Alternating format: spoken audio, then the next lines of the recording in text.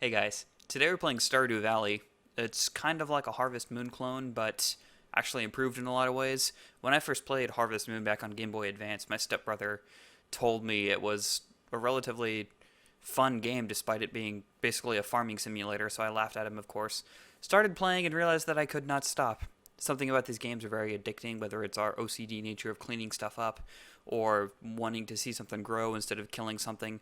Whatever it may be, I've come to really enjoy Stardew Valley, and I'm about 35 hours in now as I am about to show you my farm, so let's get farming.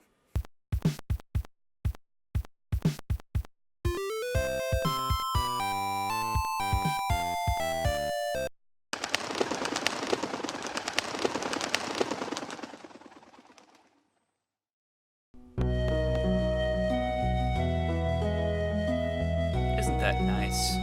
Nice calming music. This game is also strangely emotional, in case you were wondering. It starts with your grandpa basically on his deathbed, which is a fun way to start any game. And he basically leaves you a letter that says when you get sick of corporate life or the daily grind of life, open this letter, and inside the letter you basically have the deed to his farm, and so you move out to Pelican Town inside of Stardew Valley, hence the name Stardew Valley, and take over Grandpa's farm. And so you build it however you want. So let's look at mine. My dog's name is Shoo Shoo, because that's the name that the random name generator gave me, and I actually really liked it. This is my house. It's very kind of simple right now. I've built on a kitchen edition, and also this thing makes music, which is cool. But the house, basically what I do in here is just cook and basically store things. Alrighty, so you can't actually grow crops in the winter, so this is where I usually have all of my crops. But it being wintertime, my main income is coming from finding things in the mines or whatever I get from my animals. And this all sounds really dumb, why would anyone play this? But when you start actually building something by yourself, it's more addicting than you would think. Pick up my mayonnaise here. I've got 4 mayonnaise machines and 4 cheese machines, so eggs from the chickens right here. I almost said eggs from the cows. I don't think that works. Eggs from the chickens here you can make mayonnaise with, and then milk from the cows you can make cheese. So I have these going overnight usually, as well as these copper smelters. I have these copper smelters, or just any kind of ore smelter. Copper, quartz, gold, things like that you use to upgrade weapons and your housing and things like that. Since it's in the middle of the winter, I've got to feed my animals. In any of the other seasons, that's Kentucky, of course I had to name a chicken Kentucky. Any of the other seasons, you can just plant grass outside of the stable or the coop and they'll go get it themselves. But since nothing grows in winter, you've got to actually feed them by taking stuff out of the hopper and then putting in here. It's a lot of work, but they're worth it, I think. As long as you have the silo. Once you cut down grass, that turns into hay through the silo, and then you can feed your animals. Of course. I've learned more about farming from this game than I have in real life. Butternut. Bros. Gotta pet them every morning. The game is very ritualistic, and I think that's part of its charm, is let's get up and do these chores every morning, but it's a way to, like, be productive and do chores without actually doing manual labor. And I'm always a fan of not actually doing manual labor. And milk my cows real quick. Oh. That is a dry-sounding udder. Sell that. You can put stuff in this box, and basically the mayor comes and collects it overnight. And you get all that sweet, sweet cash. This is Pam up here. Every villager, so I can check right here. Every villager you have a relationship rating with. I really like Penny, so I keep giving her gifts. That's why she's so high on here. I like Leah too. I haven't decided which one I'm going to put a ring on. Demetrius is alright. I just talk to him every once in a while. Mainly I'm just focusing on the girls I can marry because I'm pragmatic and I'm going to spend time with the people I'm going to spend time with later. But eventually I had planned to round out these other relationships, everyone in the village, not just ones you can marry.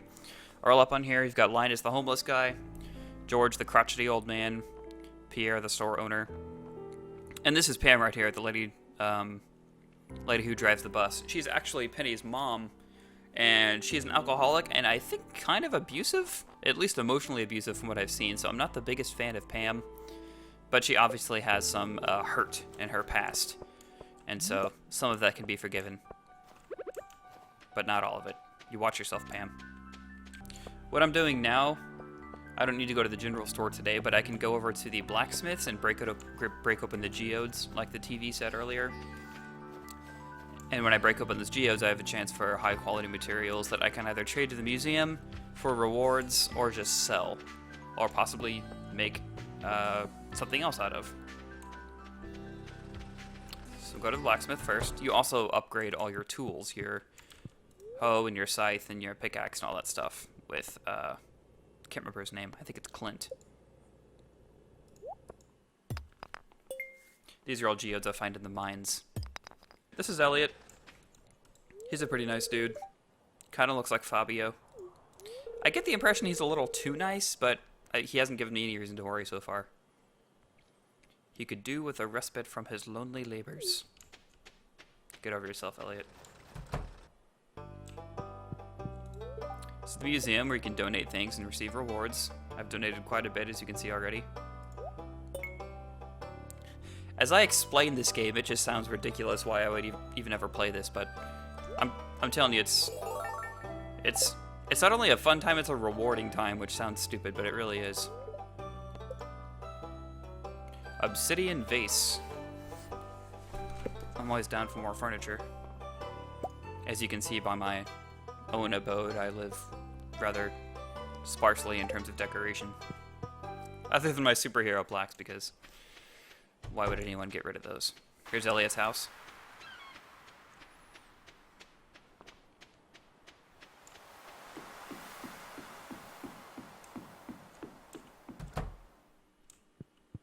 Hello, sir.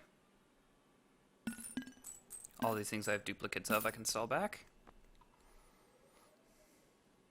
I'd have a fiberglass rod. I can show you guys what fishing looks like real quick. Little meter. Oh, got it perfectly. When the exclamation point comes up, I have to click and try to keep the fish inside the little green zone. You'll see what I mean when it comes up. Much like, oh. I got an achievement for catching seaweed. Believe it or not, that's not even a waste. You can cook with seaweed. Here it goes. Oh, this one's easy.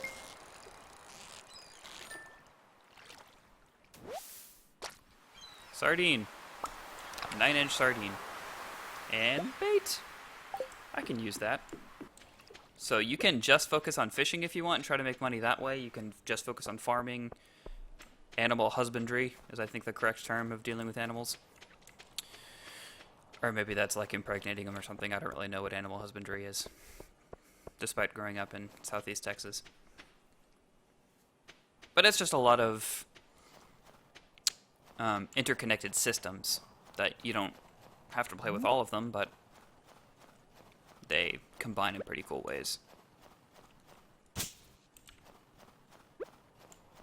That was nothing.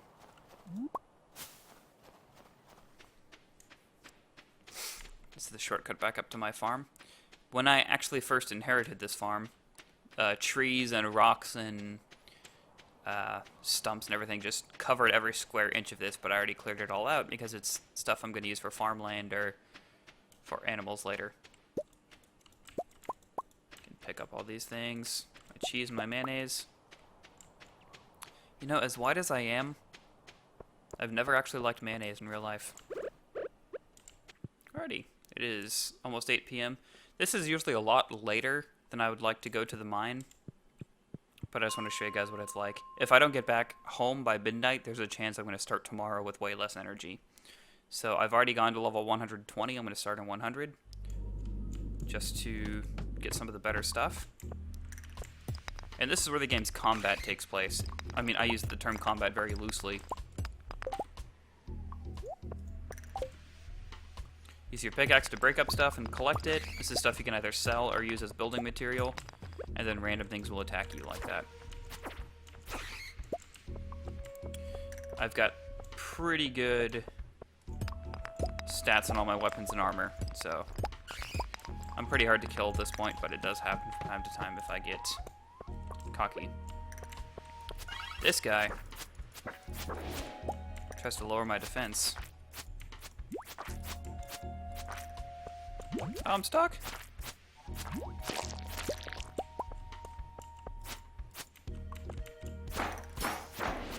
One of the coolest things about this game is that it was conceived, created, music, characters, art, everything by one person. Which is just really inspiring that one person can do all of that. Doesn't seem to be very many geodes here, so I'm going to go another level down. Ooh, get some copper over here.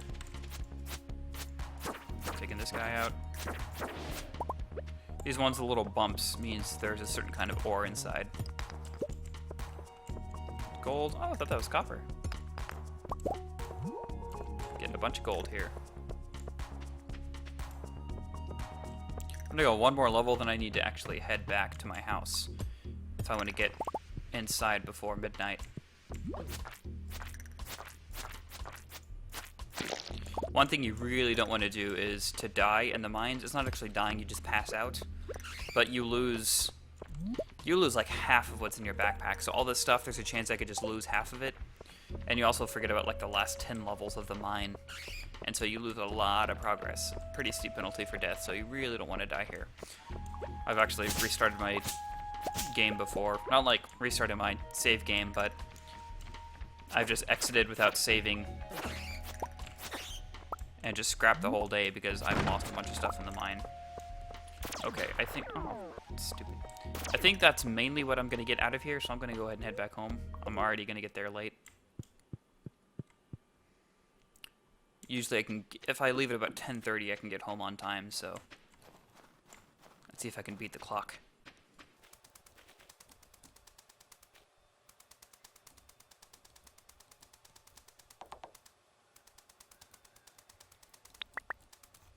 Close. Although I did just realize that you couldn't ever see what time it was because my stupid face was blocking it. But that's what I was talking about when I said it was almost time. Go ahead. Get these going overnight and go back inside and go to sleep.